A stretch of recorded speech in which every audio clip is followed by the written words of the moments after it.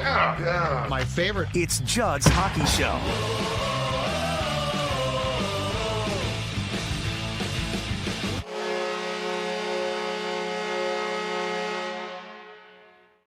A horn signifying hockey season drawing closer, signifying hot takes coming up. It is Judd's Hockey Show. It is Judd. It is Jessi Pierce. NHL.com covers the Wild. Also, Bardown Beauties. Check it out. You can see the mic flag right there. And AJ Fredrickson. And only one of us looks like we actually got up this morning and did some work on ourselves. I just put the hat on. And Age looks like he did pretty much the same. So, Jessi, congratulations for carrying the show. I hit the gym at 5:30 as I've done every day this week. Actually, I went at 5 yesterday and it was glorious. I went on Monday and there was 3 people there. And yeah, got ready, pushed the kids out the door, pushed 2 of the 3 kids out the door. I've got teacher meetings, I've got a photo shoot, and I have a couple other meetings this afternoon. We're back in routine. Photo shoot. What's up? There was a free studio option and it's right by my house. And I was like, I'm not going to say no. Nice. To that. So me and Kristen are going to take full advantage of that to get a couple new headshots done for the season. For Bardown? Awesome. Why are you meeting with teachers? Because they go back to school Thursday. Okay, but don't you meet with teachers after they've gone back to school for like 2 months and you're like, no, how there's are they? there's the they preschool open house stuff, right? Yeah, so this year usually they do it for all the grades. This year, kindergarten was the only one that got a quote unquote open house. And instead now they are doing assessments where they kind of figure out where your kid's at during the school, like ahead of the school year. So they kind of like, okay, he's dumb, he's not, whatever type of situation. He might need extra help here, there. And then you meet the teachers, drop off all your school supplies. Okay. The glorious thing is they still offer free childcare the 2 days that the kids aren't in school because all the other older kids went back to school in the district. So yeah. Very nice. Well, it sounds like, and we start training camp around September, 15th or something like that? I think the on-ice component will be probably like the 17th is what I believe, is what I'm thinking. Okay. But we get escape rooms and off-ice stuff that Judd loves for the 15th and 16th. They're golfing with fans to kick it off. That's fine. It's the escape rooms and stuff like that. It just drives me crazy. Anyway, it's Judd's Hockey Show, sponsored by, well, among others, our good friends at Parlor Bar, the Parlor Burger. Need I say more? Well, I will. The chicken sandwich, outstanding as well. Craft cocktails, great drink list, great service. I can highly recommend Parlor. I've been to the one right near what's going to be Grand Casino Arena down West 7th now. Of course, there's one also now out in Excelsior that we've talked about, and in Minneapolis as well. So check them out. Parlor Bar, absolutely an outstanding experience and a great way to, well, heck, pregame or go out on a date night any night of the week at Parlor. Sorry. They're unveiling the Grand Casino Arena thing today, like technically, quote unquote. Yeah, I saw that. I'm very excited about that. I'm going to miss it all because I'll be recording, but I'm going to be missing it because I'll be at Parlor down the street. So Smart. I don't need to care about a sign. I want the Parlor Burger. Smart. All of it. That's a great call, actually. That's not a bad call, Age. Okay. Make that a lunch date thing. Like you can go watch the unveiling and then grab a bite at Parlor. Yeah, perhaps you'll see. I mean, who knows? Bill Guerin could head down to Parlor. Ooh. Craig Leopold could head down to Parlor. Is Kirill Kaprizov back in town yet? He probably would enjoy. I know he enjoys our restaurants here. I've been told he goes to several of them, so perhaps he could enjoy that.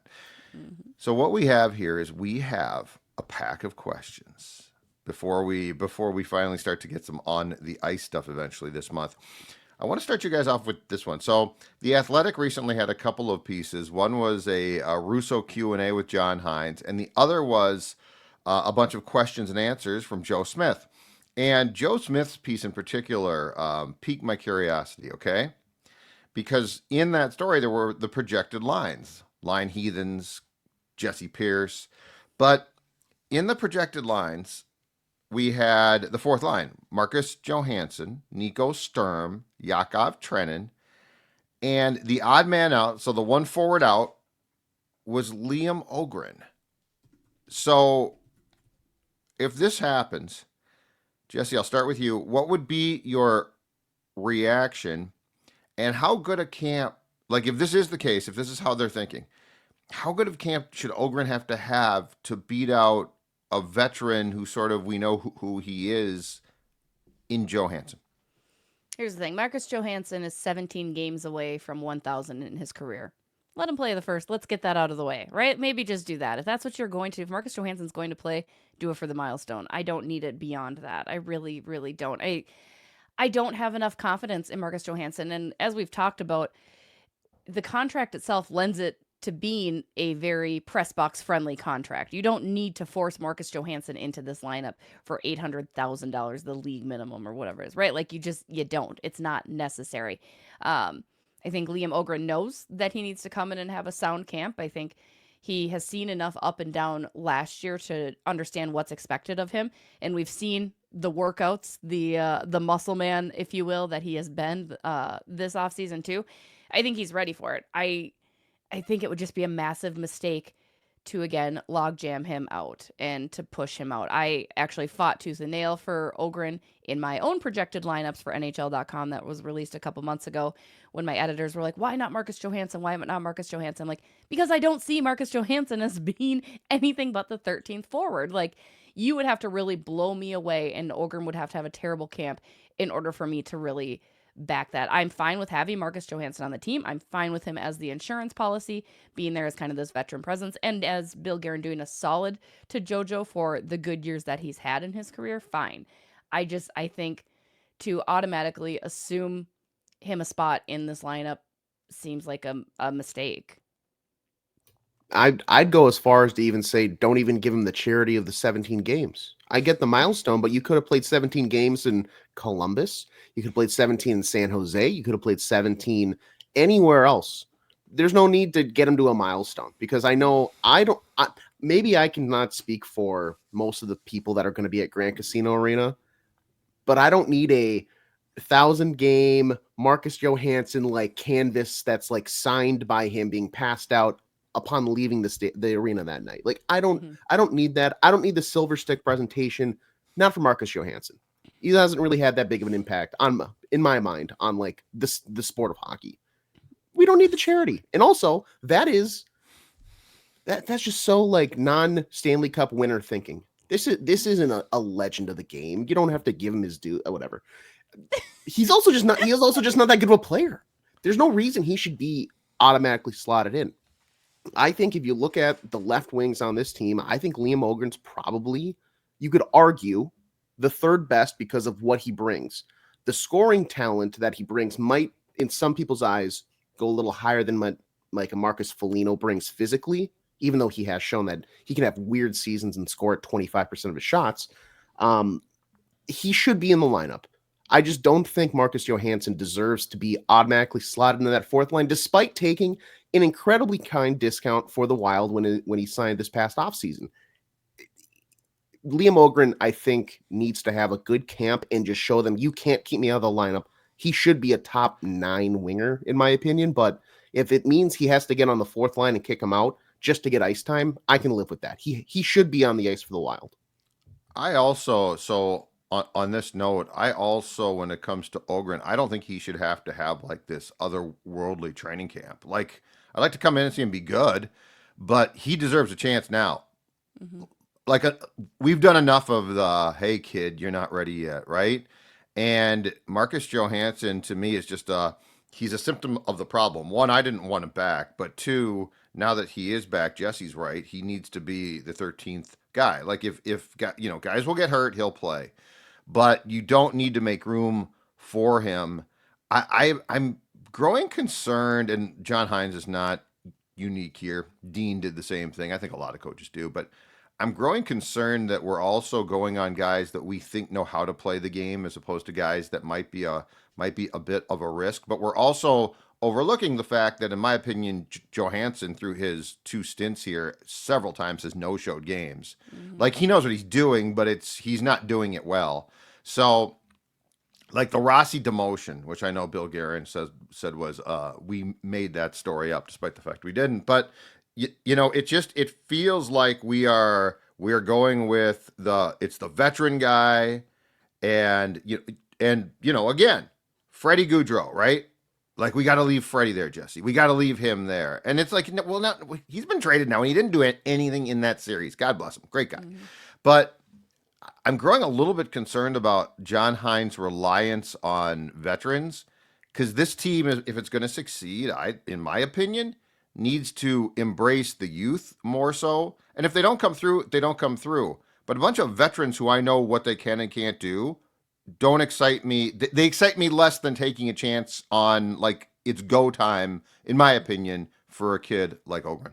Let me see the mistakes from Ohgren. Let me see what he can and can't do. Like, let us make that judgment for ourselves. You can't keep telling us, oh, he's not ready, he's not ready. I want to see it then. Show me that he's not ready. Like, so then I can maybe understand some of those moves that you are making or the reason that he's not playing. Not to mention, let the kid learn. Let him grow. Let him make those mistakes so he can figure out how to get better through that. I mean, you drafted him for a reason. You guys thought he was going to be this guy, and yet you want to let them slow cook. You want to slowly develop them, make sure that they're ready. It's kind of like your kids, right? At 18, you hope that you did what you could, but you got to push them out of the nest and figure it out. Like, you can't Amen. spoon feed them everything. Like, you have to let Liam Ohgren make the mistakes because, of course, he's not going to be perfect. Very few players are. Even the 18-year-old generational talents are going to make their mistakes in their youth.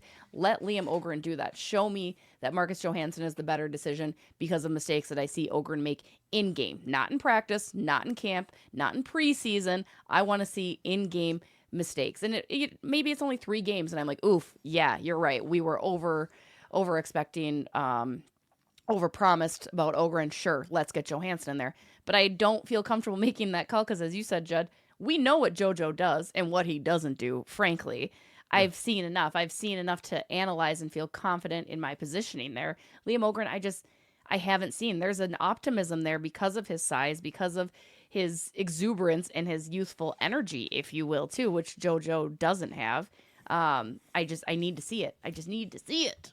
And age at some point too, with the demotion in the playoffs of Rossi, or like if this takes place that we're talking about and Ogren's in the press box, at some point too, you're indicting your draft process. Mm-hmm. Like you can't just perpetually say they're not ready. Just nothing to see here. They're not ready. Or, oh man, it's the playoffs. He has to go to the 4th line. The 9th overall pick in a draft. So at some point, if I'm Judd Brackett, I think I'm getting really frustrated with, you brought me here to do this. And there's certainly guys in these draft classes now who are thriving. And you're basically taking the guys that we drafted and saying, not ready. And furthermore, Freddie Gaudreau is more, is a guy I can trust. So, Age, you're our prospects guy, but to me, it feels like you are really, really starting to turn the finger pointing towards yourself as you're the problem because you're not drafting the right guys then. Yeah, and I would say the best example I could say is look at this past postseason. You have the Minnesota Wild who took their 9th overall 2020 draft selection with Marco Rossi, said, we can't trust you. We recognize that you had maybe a slump in the second half. You weren't as productive, but we have zero faith in you getting out of that in the most important part of the season. So we're going to put you on the 4th line between 2 statues. Whereas the Stanley Cup champions, they played Florida well. Panthers, Reading they played so well. Age, that 4th line, those wingers were, because Yakov Trenin gave a damn for a series. We're being sold this. Well, you don't understand how well he finished the season. That drives me absolutely bonkers. First of all, Rossi's not a fit. And second of all, that's how little he gave you. Like, you're being gaslighted on that one. He gaslit everybody. The Russian gaslighter. Jeez. I'm sorry, but I mean, it's true. Oh, and by the way, then in the Russo Q&A from the USA hockey tryouts for the Olympics with John Hines himself mentioned a line potentially of Foligno, Hartman at center, and Johansson. Arrest him. And what a terrible arrest him, like immediately to jail. And I hate that so much. Yeah, because this knocks. So not only does this put Johansson on a 3rd line, not a 2nd or a 4th line, but this also, if you do the math, Yurov now becomes a winger. Yeah, what are we doing?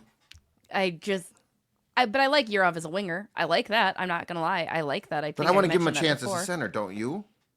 Like at least at first. We're being sold the bill of goods as like we're gonna play him at center because that's where we see him. He is lanky. I don't think that he has the size to be a very solid up the middle guy. I like him as a winger. I think he had the scoring touch. Most of his career was at the wing, not necessarily at center. That's a new position to him too. And I have a little bit more confidence in Hartman than Urov at center. I think I've mentioned that before too. I stick by that. But until I see it again, I don't know. But I hate Johansson on that line so much. So much. It's just gives me the heebie-jeebies. I'm not a fan. I want Urov at the center because, like you said, Jess, I want to at least see it. And if it's a handful of games and you're like, yeah, he just can't do it, then move him out to the wing. But he was moved there because of like the way he thinks and processes the game suits better to a winger. Body type might be different. So I want to at least see it. But after he made the move in Russia, his line production and their goal involvement and goal production shot up drastically because of how he plays the game. He has a pretty good two-way mind, whereas some guys are like, okay, I'm on the wing, I'm going to clean the glass here with my shoulder, and now let's drive to the net, try to score. He's good in the defensive zone. He's good at transition. He's good on the offensive zone entry. I want to at least see it. I know that the faceoffs are not the best from what people say and scouts say, so hopefully, but that being said, I don't know if it can get much worse for this team. Do we need to gift Hartman the center position though? Like, that's my question. Again, great, unbelievable. Came back from suspension, and in the playoffs he was a whirling dervish. But this guy has been disappointing before. This guy's made. I'm not completely convinced that he's not going to do something dumb again. And furthermore, he also, like, that's the thing. If you had centers, like if you had center depth, and it's like, dude, it's gonna be hard to break in. But I'm certainly not handing Ryan Hartman a center job on the opening day of camp, just because he had a great end to the season. I think everybody has to earn their role here. Like, I don't think the veterans should be promised anything in most cases, and that includes Trennan, Hartman. We can go down the list. JoJo, Jess. So, like, that's what I would like to see. Make them earn this. Don't be talking about Ryan Hart. A third line. I'm with Jesse. Hartman, Foligno, Johansson. What year is this? No, I hate it. I'm with Jesse. Also, for a team that, like, we all know they don't like their second line center. There's no center depth. Like, don't act like this is some deep position where you got to be the best prospect ever to get in. Exactly why you should be forcing Urov in there at least see, because maybe that's your answer for why you can let Marco Rossi go for maybe a prospect grade less than what you're hoping. You just don't know what you have in him until you at least try it. But it's not like Judd, like Judd said, they don't have centers out the wazoo here, just like filing out the cabinets. We don't have anybody. We see them each and every game. It's like, okay, Eric Sinek, is he healthy? Is he not? Marco Rossi, well, John Hines, and they don't trust him. They don't like him. And then it's, okay, Ryan Hartman, he's not going to stay hot from 3 months ago when they played Vegas. Like, that's just not feasible, even though that's the only time last year we saw that version of Ryan Hartman. It's, you should be trying whatever it is, as long as you don't have Marcus Johansson on the third line. That is ridiculous. I think I like Hartman at the dot because I do think he knows how to play against his opponent in the circle, which is an important aspect in winning a faceoff, right? Is you can recognize who the opponent is. And as he's told me before, he's like, you also look at who the official is, because you know how the officials are going to call and where they're going to drop the puck and how they drop the puck and all of that. As long as Hartman's not pile driving someone's head into the ice at the draw, I'm okay. I mean, he had a 47.8% win clip last year in the circle. So it's not terrible, but you're right, Age. I wouldn't say that's good, though. I wouldn't say it's good, but neither is anybody else on this team. Nico Sturm, your fourth line center. He's going to take all the faceoffs. He's just going to take all the faceoffs, and then we're going to get him off the ice as quick as possible. Designated faceoff guy. Yeah, that's another point. But okay, onward and upward. But before we do that, I want to tell you about one of my favorite tournaments in all of sports. At least, in my opinion, it's the best annual tournament that there is. That is the World Junior Hockey Championships, and they are coming to our fine state. Grand Casino Arena and 3M at Mariucci will be hosting this fantastic event from December 26th through January 5th of 2026. There is a special package for The U.S. games, which is a 4-game mini pack, allows you to see all 4 USA preliminary round games at Grand Casino Arena and includes priority access to the medal round packages so you can secure the best seats when they do go on sale. 1 seat for all of the action. How do you get in on the action? WorldJuniorsMN26.com. WorldJuniorsMN26.com is how you do it. All right, next talking point is this, and it's a couple things, because it's a theory I came up with in reading Connor McDavid stories, because he obviously, like Kirill Kaprizov, has yet to sign. And I would say that if we're concerned here, there's probably panic in Edmonton because of where that is and McDavid's importance to that team as well. But McDavid basically was at the Canadian tryouts for the Olympics and was asked immediately about this and said there is no hurry to sign an extension. Now, it's the same as Kaprizov. He has a year left on his contract. He's a free agent July 1st of 2026, but he can sign an extension right now for the max. And this is usually something that gets done with players of his ilk now, if it's going to get done. For instance, Leon Draisaitl, I think it was September 3rd, right around this time last year, signed his extension with the Oilers, which kicks in this season. So in giving this some thought, and Kirill having not signed, exact same circumstances as McDavid, here's my take on this. Is Kirill waiting for is Kirill's camp waiting for McDavid to sign? Not because they're going to get as much as him, but because that will set the ceiling. Like previously, what I've seen is, well, he's going to exceed the Draisaitl contract, which he will. But the reality is this: that contract was done last year. We now know more about the salary cap going up. Jessi, do you think there is a chance that what Kirill wants to see, or what Kirill's camp wants to see, is McDavid's contract, so that can create at least a starting point for what he can shoot for, although I don't think he's going to get as much, and I'm sure he doesn't either. Yeah, that business side is very evident, right? In that respect alone. I do love that McDavid was asked that right out the gates at camp. He's like, wow, not even a softball on how it was out there, huh? We're just going to dive right into it.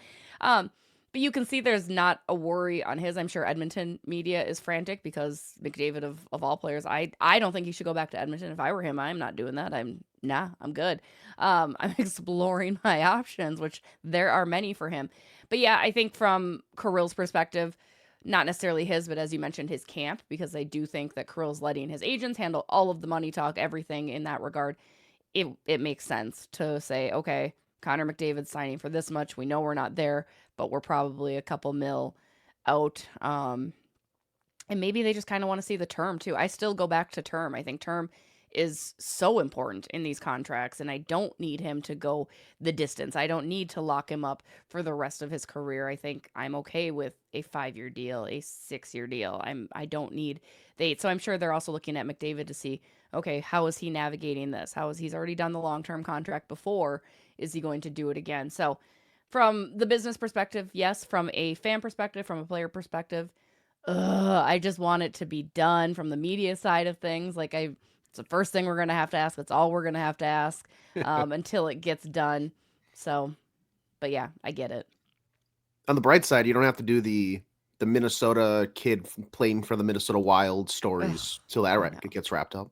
I mean, Nico Sturm's kind of almost like an adopted Minnesota son, it feels like these days, but that's true. We're limited on that. So when's Kirill? I'm sorry. When is Kirill back? I know it was supposed to be soon. Bill Guerin said, I think at the State Fair, it was supposed to be like within 7 days. So it's got to be getting pretty close, right? It's got to be this week because, again, I know the majority of the guys are back skating at TRIA and at various rinks. You've got your prospects tournament gearing up here. And then camp is, like you said, 2 weeks away or whatever that is now. Yeah, and I'm surprised he hasn't been back sooner, but he's older too. He's got that veteran. He doesn't need to get back and get on the ice as early as some of these young pups do. I haven't heard. I've got little birdies keeping watch for me. I just haven't heard yet. From a Smith article a few days ago, I guess Guerin said 7 to 10 days, and that was on the 30th. So now we're within that, within the next week. Which then would be right before camp. That's not much time before camp starts, which is kind of interesting. But also, he's coming from Russia, not Turks and Caicos. So there could be flight delays. There could be just all sorts of non-flight delays. You never know what's going on over there. Mm-hmm. So, boy, I think we talked about this exact thing last week in our Kaprizov discussion, but it seems to me like you really want this done by the end of training camp, at least, right? Like I guess I'm willing to accept it that it might drag a little bit through September. If it gets to opening night, I think it's a problem. But the McDavid thing definitely throws a curveball because, like, he's going to establish the ceiling for the entire league. And so, if you're a star player and things have changed contractually, which they have because of the cap, now you probably want to see that. And Kirill, of course, is going to say all the right things, which is he gives you that little Kirill smile and says, I don't see any problems. And of course, behind the scenes, the house is burning down and you don't know that. But anyway, that's all I can come up with on that one because Jessi, you're right. Once he gets here, he's going to be asked about it every single day. And if nothing else, if he's going to sign here, you would think the term or, the money that he wants to put this to bed because it will be nothing but a distraction. And can you imagine him like going to cities if this doesn't get done by opening night and it's going on during the season? Every trip he makes, he's going to be asked about it by some major markets as well, right? Chicago, which wants him. The Rangers would be a pain in the ass because that's a ton of so. I think he should want to get this done if this is what he wants. If this is not what he wants, then it totally changes the ballgame. I can just see it now. Like Kirill, how do you like deep dish pizza? How do you like the United Center? You enjoyed it? Locker room's good. You like it? Yeah. He would be an interesting, if Bedard's for real, which I'm still trying to decide how good he's going to be, but he's still a young guy.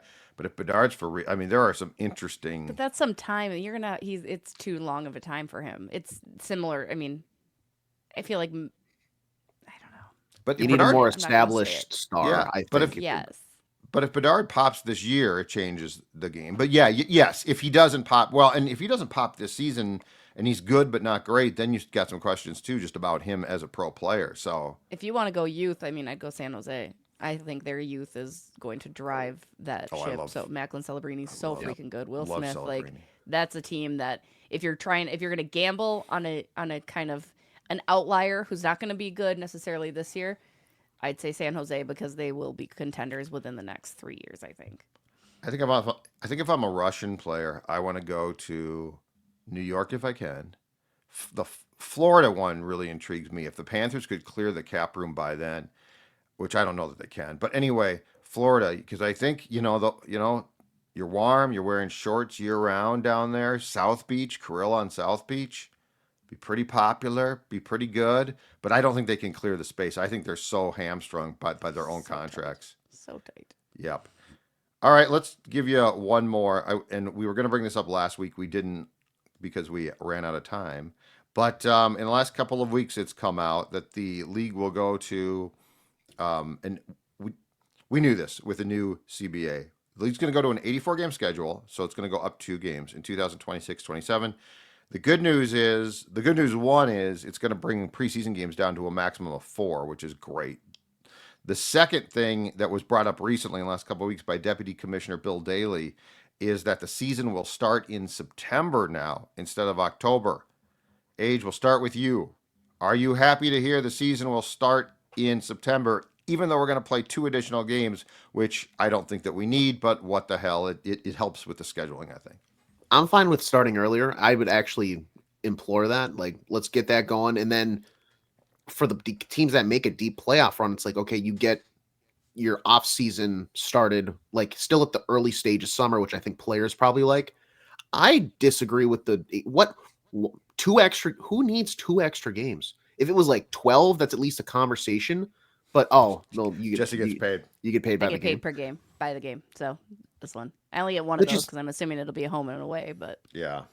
I'm like we know Bettman loves his playoff races and how it comes down to the final day, and is that maybe the thinking here? I don't know, but I don't know. 80. That just seems so insignificant of a change in my mind that just leave it at 82. If anything, I'd say if you're going 2 games either way, go down to 80. There's no need for 84. I wonder if it leads itself into more expansion talk, right? As we continue to hear those rumors swirl, right? As you get more teams. I mean, I feel like that's the only thing that makes sense as to why you would make that minor tweak. And we're now going to get more. And we're now going to get more division games. Is that correct? I think we're going to add. I think we're like I agree that we don't need more. I will say this: if they find a way to speed up the schedule though and start it in September, I'm all for that. Yeah. Like the earlier they can end this thing, the better. So, and plus the preseason's become such a relic now because other than trying to look at some young players, like the days of guys trying to get in shape they're done. Like if you have to get in shape in training camp, you're screwed. Yeah. So those games are. So I'm all for eliminating those games. But the September thing is my biggest. Like, okay, yeah, let's roll with this because I'm just so tired of the Stanley Cup ending near July. Yeah, that's the same here. I don't think it's fair to those players. It's not fair. I mean, of course, they're not going to complain about playing that late into the year, but it also, I mean, you look at Matthew Tkachuk, right, who has to have surgery and is now out for an extended period of time because he played so late into the year. And obviously, there's a whole bunch that can fold into why Tkachuk is hurt and out for some time.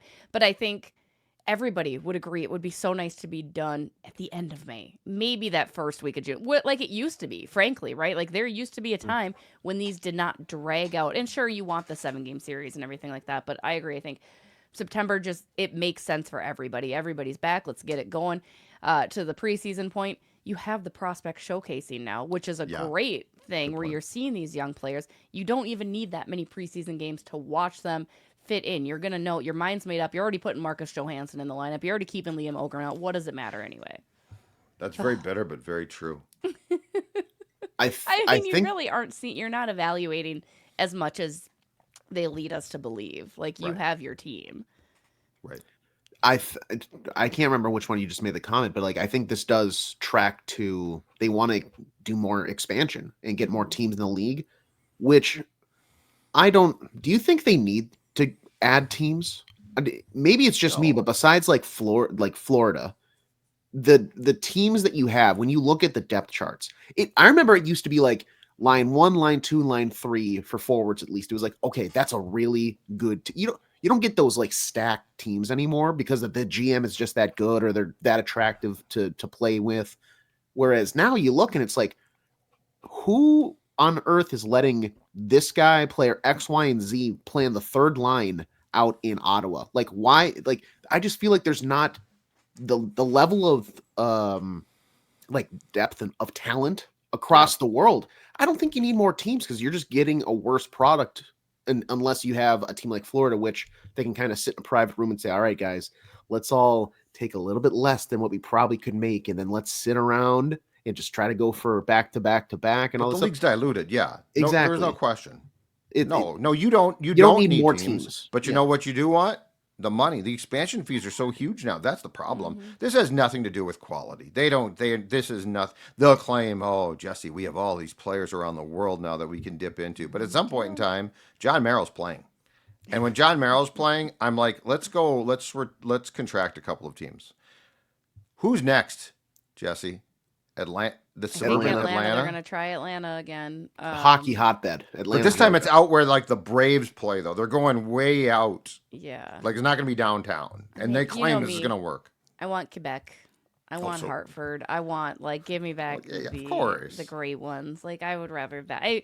I know it's not expanding for like growing the game's sake because those cities are already pretty, with the exception of Hartford. I guess I don't know if they have a huge necessarily hockey fandom there anymore, but I love it. And you have to bring back the names too, like just, God, it'd be so good. Yeah, that'd be awesome.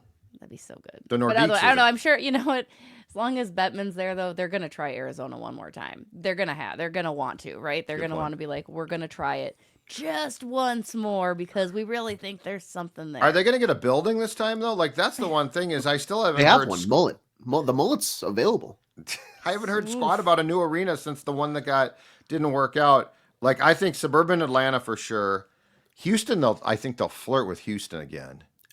I think it's Atlanta for sure, and then Jessi's right. It's either an Arizona or it's a Houston / Austin, Texas. Austin. I was going to say, what about Austin? That's a very kind of hipster. It's kind of like Columbus, Utah, right? Right?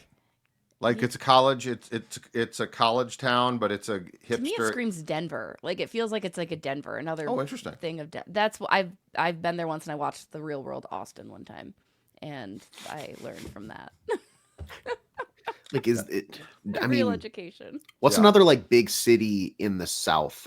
I feel like I feel like south of the Mason-Dixon line is where Yeah. these franchises are destined. Like New Orleans probably could be a good fan base. Like but it's I don't know if the interest is there. I've never heard it talked about. Yeah. I mean, what about- Arizona, Atlanta, Houston's been talked about a lot, but it's Yeah. also been like talked about and then dropped. oh my gosh, was it University of Alabama had a hockey team? Huntsville. Huntsville. Cam Alabama, Talbot. Huntsville. Cam Talbot. Yep. Yes. Yeah. But maybe they're, I mean, because they were good. They produced some pretty solid, Talbot included, but some other NHLers, I believe, at least a couple. I don't know. But this is where AJ's right. We don't need expansion. Like we're talking No. about, like you said, I mean, a third time in Atlanta or around there. Do we really need that? But they're going to make so much money. I mean, those expansion fees. That's why the expansion drafts now are so good. Because the people that buy the teams and pay for them are like, well, if I'm going to pay you this much, I want to be competitive on day one, which was never the point of expansion in the first place. I just want a good owner. Like I like Utah's owner, right? Like I think he's somebody that's genuinely into this. I think Ryan Smith knows how to tap into the market that he's in. So I would just beg that you have the right type of owner for it. Because hockey isn't football. It's not basketball. It's not something like you need to have the owner that's committed to making sure they can have that audience. Otherwise, you're going to have the same Arizona situation. And maybe have somebody that has money too. Did you guys ever watch that 30 for 30 about the Islanders owner? God, Great so stuff. good. So good. Where he Great just stuff. faked that he had this money and bought the team. And it's like he never had the money. Yeah, which is a total indictment of the league. like how the league got bamboozled. But I mean, the NHL, I think this was in the 90s, if I'm not mistaken. I mean, you could fake documents far easier back in those days, right? Like, oh, we'll just fax it over to you. Well, we'll just do this. Like, so many it's crimes were insane. so much easier 20, So 40 much years ago. easier. Well, yeah, because fax machines were great because you could do tons of stuff there. All right, kiddos, we're done. Again, we are drawing closer to the start of training camp, at which point Jessi is going to come in and say that she has told John Hines what to do and what not to do, which one thing she'll tell him to do is play your kids because a lot of the veterans that you like a lot, well, they really probably aren't worth playing as much. Jessi Pierce, AJ Fredrickson, and yours truly, the sports dad. We'll talk to you next week.